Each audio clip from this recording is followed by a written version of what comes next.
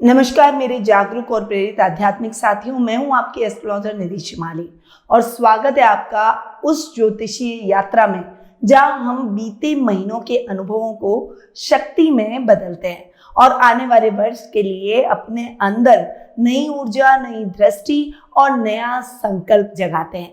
मेष राशि वालों के लिए दिसंबर महीना केवल एक महीना नहीं बल्कि पूरे वर्ष का एक सार, सीख और उपलब्धियों का संगम लेकर आता है। यह समय जब आप पीछे मुड़कर देखेंगे तो पाएंगे संघर्षों ने आपको और मजबूत बनाया और सफलताओं ने आपको और विनम्र। सूर्य और मंगल की सक्रिय स्थिति इस माह आपको वर्ष के अंतिम दिनों में भी वही जज्बा, वही साहस और वही निर्णायक शक्ति देती है जो मेष राशि की पहचान रही है। दीपावली के प्रकाश के बाद अब साल के अंतिम सूर्य की किरणें आपके जीवन में नई आशा, नए अवसरों की चमक धरती पर दिखाई देगी। इस महीने कई कार्य पूर्णता की ओर बढ़ेंगे, अटकी हुई योजनाएं गति पकड़ेगी, करियर में एक महत्वपूर्ण मोड़ मिलने से कई योग बनते हुए दिखाई देंगे। आर्थिक रूप से ये महीना स्थिरता, संतुलन और विवेक का संकेत देता है। रिश्तों में आपसी समझ बढ़ेगी और परिवार के साथ बीता समय आपके मन को विशेष शांति देगा। दिसंबर का यह समय आपको याद दिलाता है कि जब हम पूरे वर्ष की थकान को पीछे छोड़ देते हैं तो ब्रह्मांड हमारे लिए नए वर्ष की राह पहले से ही प्रकाशमान कर देता है। तो आइए जानते हैं दिसंबर माह में मेष राशि वाले किन अवसरों को पकड़ेंगे, कौन से दिन रहेंगे सबसे प्रभावशाली, कहाँ सतर्कता रखनी होगी और कौन से वो भाग्यशाली उपाय हैं जो वर्ष के अंत के महीने में आपको और सौभाग्यशाली बनाएंगे। तो शुरू करते हैं मेष राशि वाले दिसंबर माह की इस उज्जवल और प्रेरणादायक ज्योतिषीय यात्रा के साथ।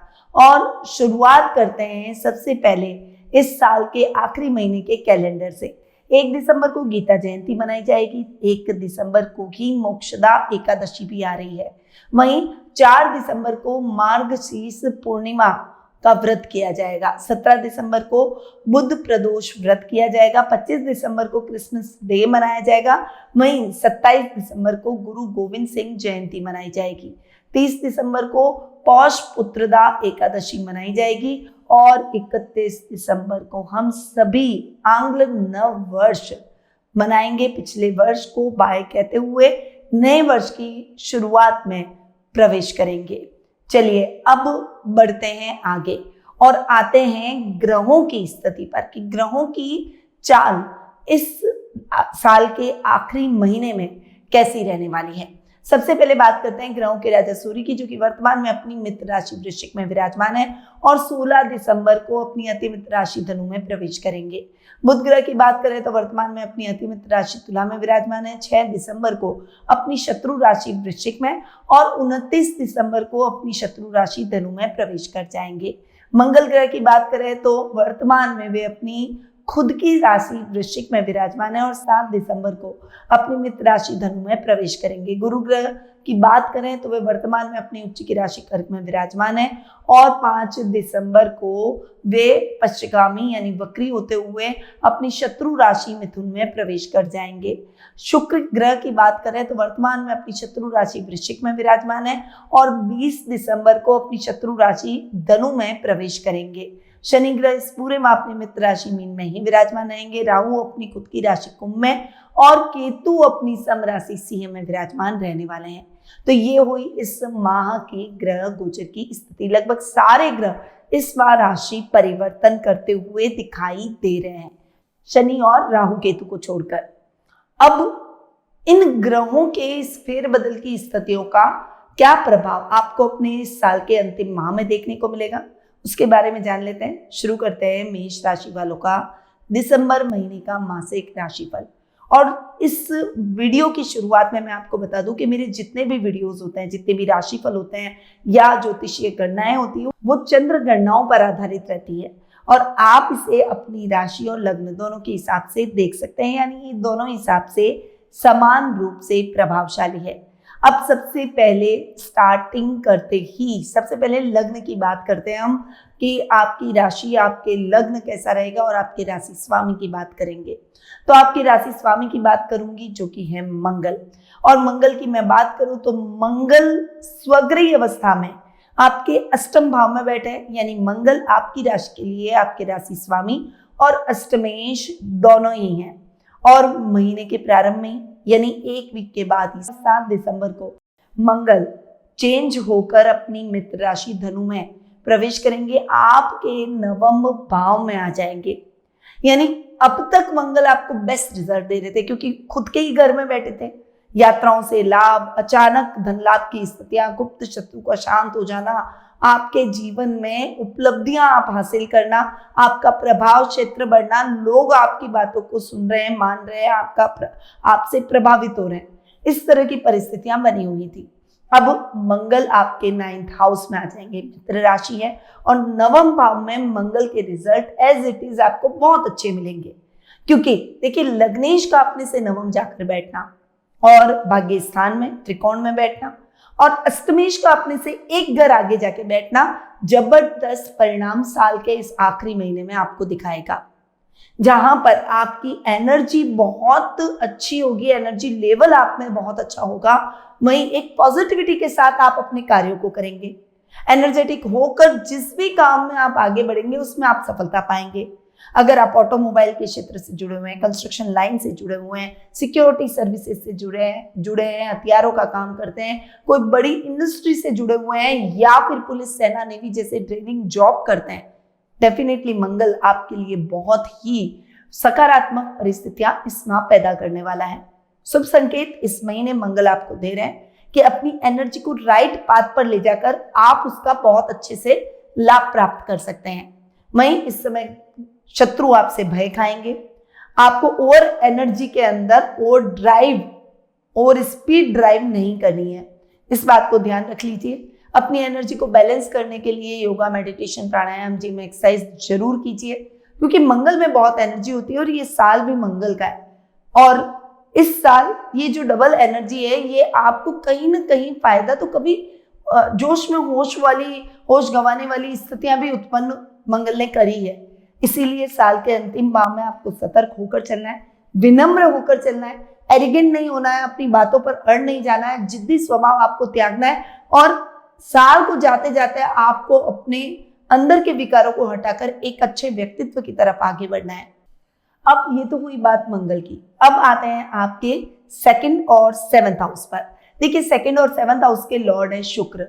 यहाँ पर अष्टम भाव में दिसंबर माह में सूर्य, बुध, शुक्र, मंगल सब एक साथ आपको नजर आ रहे हैं और शुक्र अष्टम भाव में आपके 20 दिसंबर तक विराजमान रहेंगे। उसके बाद में शुक्र भी आपके नवम भाव में आ जाएंगे। यहाँ पर मोस्ट ऑफ टाइम यानी लगभग 20 दिन का अंतराल, महीने के 20 दिन शुक्र आपके अष्टम भाव में बैठेंगे। थोड़ा सा आपको सावधानी के साथ तो आगे बढ़ना ही होगा। हालांकि अष्टम भाव में शुक्र बैठकर सप्तम दृष्टि से द्वितीय भाव अपने ही घर को देख रहे हैं और शुक्र सप्तमेश में अपने से एक घर आगे भी बैठे, तो दोनों ही स्थानों का अच्छा ही कर रहे हैं। पर फिर भी शुक्र चूंकि एक सौम्य ग्रह है और अष्टम भाव अच्छा नहीं माना जाता, इसीलिए अपनी योजनाओं को सिस्टमैटिकली इंप्लीमेंट करने के लिए आपको भी डेडिकेशन दिखाना होगा। पहले तो एक आलस्य की प्रवृत्ति त्याग दे, या फिर मनमौजी प्रवृत्ति कर लेंगे, कल कर लेंगे, परसों कर लेंगे, इस स्थिति को आपको त्यागना होगा। कुटुंब में मान सम्मान जरूर मिलेगा, रोजमर्रा के लाभ में भी वृद्धि होगी, परंतु आपको आंख नाक कान खुले रखने हैं। आंखें बंद करके किसी पर भी भरोसा ना करें, वरना वो व्यक्ति आपको चीट कर सकता है। यहाँ पर शुक्र की स्थिति 20 दिन तक आपके लिए ऐसी बन रही है कि लाइफ पार्टनर का सपोर्ट, परिवार का सपोर्ट, हर कार्य आपका बहुत सुगम तरीके से हो जाएगा। तो आपके मन में क्या एक एफर्ट डालने की प्रवृत्ति थोड़ी कम हो जाएगी। पर 20 दिसंबर को जैसे ही शुक्र आपके नवम भाव में आएंगे, आपको कर्मठ बनना ही पड़ेगा। काम को रफ्तार मिलेगी, एक कुछ नए इनोवेटिव आइडियाज आपके जो मन में है ना, उन्हें आप इम्प्लीमेंट कर दीजिए। साल जाते जाते आपको बहुत कुछ देकर जा सकता है। बस आप अपना डेडिकेशन, अपनी मेहनत, इसको और बढ़ाइए। इससे इस साल के रिजल्ट आपको जरूर मिलेंगे। अब आते हैं आपके 3rd और 6th हाउस पर। 3rd और 6th हाउस के लॉर्ड है बुध, और यहाँ पर मैं बुध की बात करूं तो 6 दिसंबर को ही बुध तुला राशि से वृश्चिक राशि में प्रवेश करेंगे और 29 दिसंबर को यानी साल जाते जाते वे तुला से धनु में आ जाएंगे।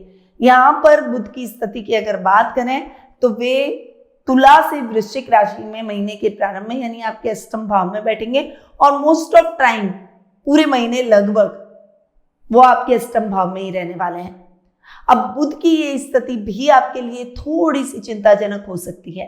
इस समय आपको छोटे भाई बहनों से मतभेदों का सामना करना पड़ सकता है। छोटी छोटी बातों पर उनसे झगड़ा ना करें या कोई छोटे विवाद को बड़ा बनाने का प्रयास ना करें। अगर बड़ा उनकी तरफ से बनाया जा रहा है तो भी आप उसे छोटा कर सकते हैं।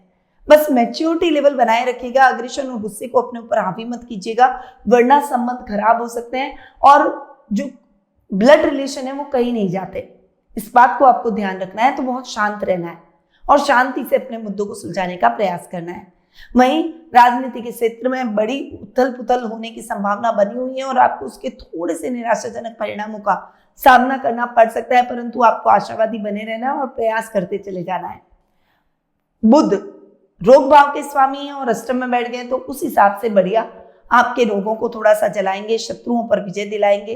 परंतु इस समय भी आपको कान के कच्चे नहीं होना है, यानी किसी की बातों में नहीं आना है, किसी की बातों से भ्रमित नहीं होना है और रूटीन के कार्यों को अगर आप पूरा करें तो बेटर रहेगा। खासकर जो अकाउंटिंग, फाइनेंस, सीए, सीएस या बैंकिंग सेक्टर से जुड़े हुए हैं उनको सावधानी के साथ रूटीन के कार्यों को पूरा करते हुए महीने को निकालना है। यानी साल के एंड में कोई भी बड़ी रिस्क लेने का प्रयास न करें, खासकर इन क्षेत्रों से जुड़े हुए लोगों को। अब आते हैं आपके 4th हाउस पर। आपके 4th हाउस के लॉर्ड है चंद्रमा और 4th हाउस में अब तक गुरु उच्च के होकर बैठे थे और जबरदस्त परिणाम आपको दिखा रहे थे।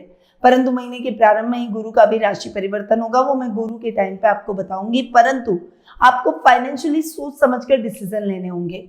अब तक तो आप बहुत बैलेंस चल रहे थे, पर अपने व्यक्तित्व को ना खराब करें और ओवर एक्साइटेड होकर कोई भी काम ना करें। यानी कई बार एंग्जाइटी, कई बार बहुत एक्साइटमेंट आपको गलत निर्णय की तरफ प्रेरित कर लेता है और इमोशनल होना, ज्यादा भावुक होना भी आपके लिए नुकसानदायक है। रिश्तों में और प्रोफेशनल लाइफ में आपको तारतम्य बनाकर, बैलेंस बनाकर रखना होगा, तभी आप इस महीने में सफलता को छुएंगे और फाइनेंशियली आप बहुत स्टेबल रहेंगे। वरना फाइनेंशियली जिग जैग वाली स्थितियां, उतार चढ़ाव वाली स्थितियां आपको इस महीने देखने को मिल सकती है। वो केवल आपके ओवर एक्साइटमेंट या ओवर इमोशनल होने की वजह से। तो आपको उस मामले में सावधान रहना है। माँ के स्वास्थ्य को लेकर चिंता हो सकती है, उनके स्वास्थ्य का विशेष रूप से ध्यान रखें और उनके साथ बहस बिल्कुल भी ना करें, उनकी बातों को सुने अगर वो आपको कुछ कहती है तो। अब आते हैं आपके पंचम भाव पर। देखिए, पंचम भाव के लॉर्ड हैं सूर्य। सूर्य कभी वक्री नहीं होते और साल में सूर्य की 12 संक्रांतियां होती है।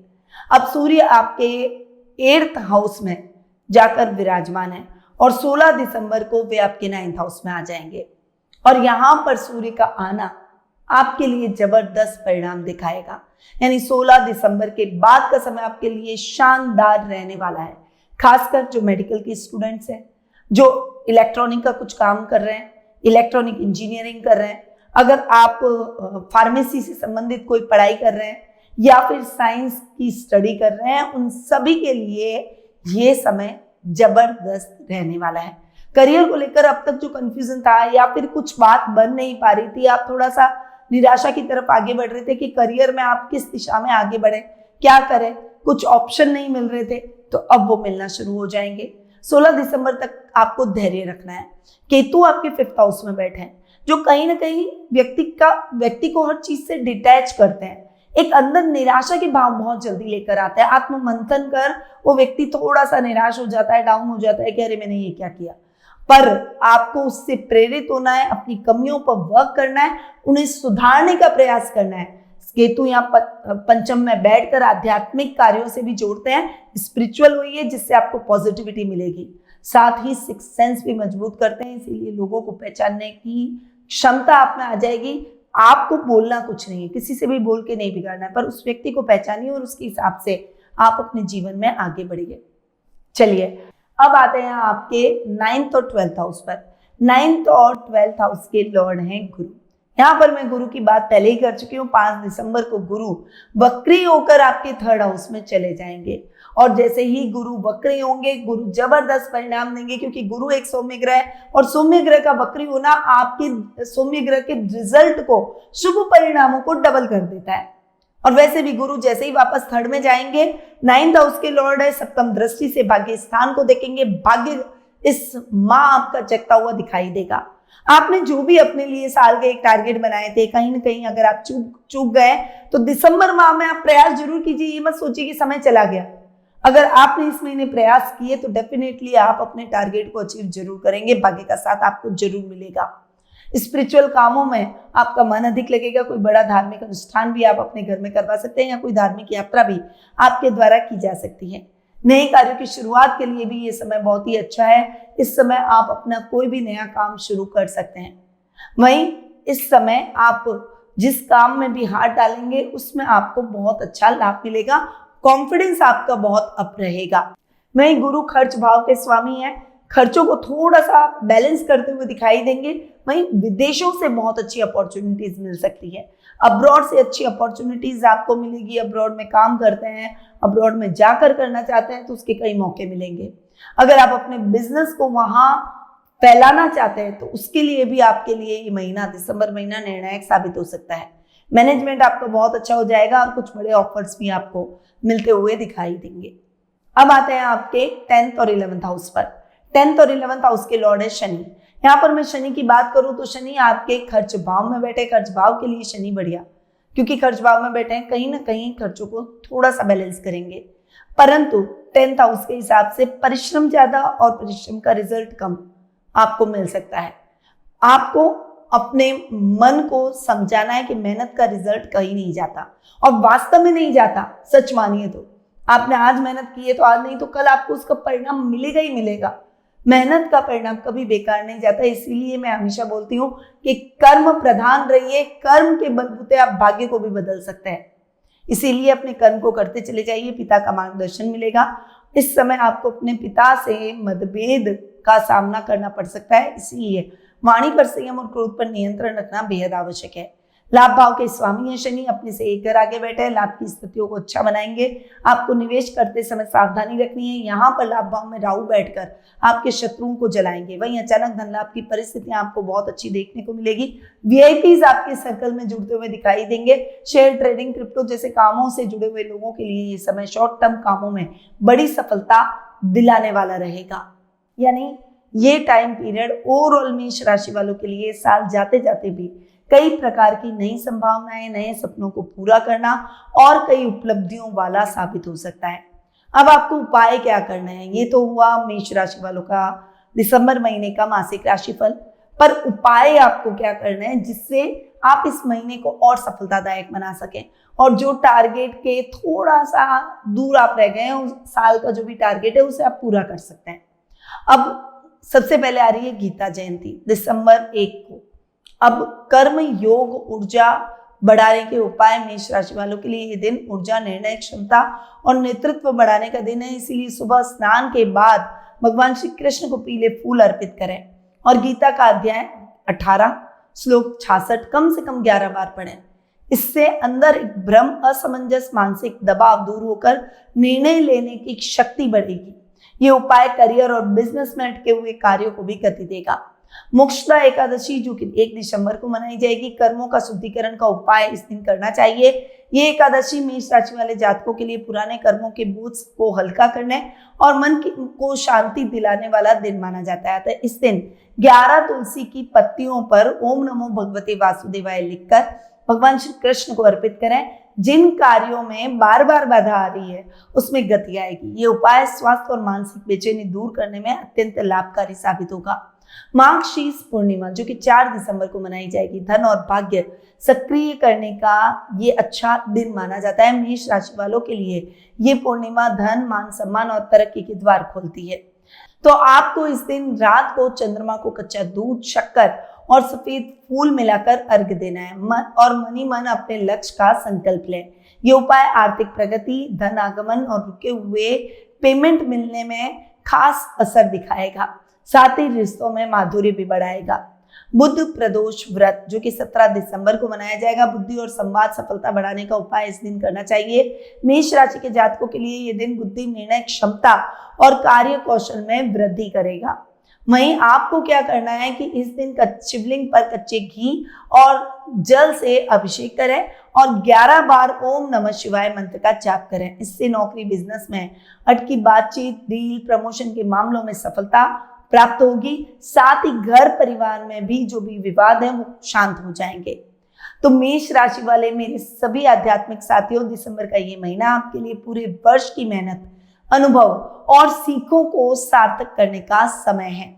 साल भले ही समाप्ति की ओर बढ़ रहा है, लेकिन आपकी ऊर्जा, आपका जज्बा और आपके सपनों की लौ पहले से भी अधिक प्रज्वलित दिखाई दे रही है।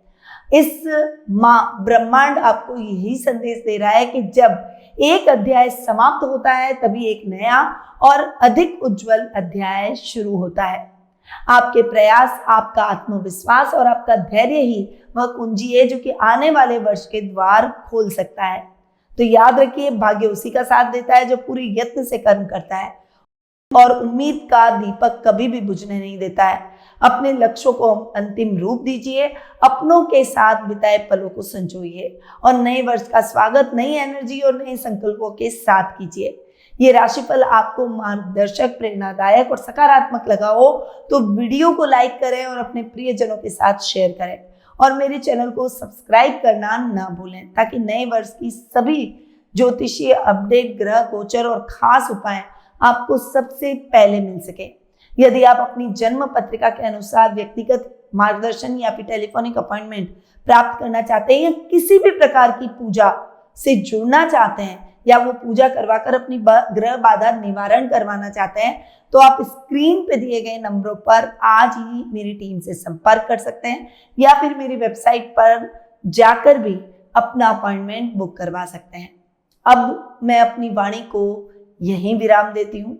अगले मासिक राशिफल में नव वर्ष के साथ, नई ऊर्जा के साथ एक बार फिर से मिलूंगी, नई उम्मीदों, नए ग्रह परिवर्तनों और जीवन में आने वाले नए अवसरों के साथ। तब तक के लिए जय श्री राधे कृष्णा। गुरुमानिधि श्रीमाली एक प्रसिद्ध ज्योतिषाचार्य हैं। उनके जोधपुर स्थित ज्योतिष संस्थान में महामृत्युंजय, काल सर्प दोष, मां बगलामुखी, विवाह बाधा निवारण पूजा एवं अन्य सभी प्रकार की पूजाएं संस्थान के विद्वान पंडितों द्वारा पूर्ण विधि विधान एवं शास्त्रोक्त रीति से संपन्न करवाई जाती है। अतः आज ही अपनी पूजा बुक करवाने हेतु इन नंबरों पर संपर्क करें 8955658362।